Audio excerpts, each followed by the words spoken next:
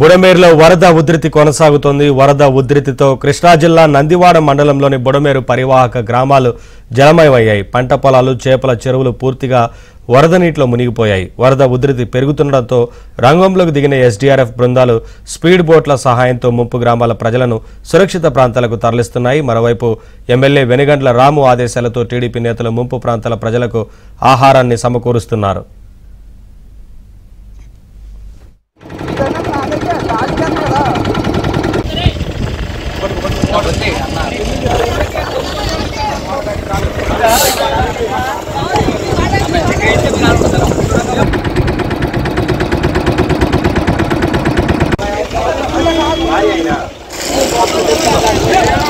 అది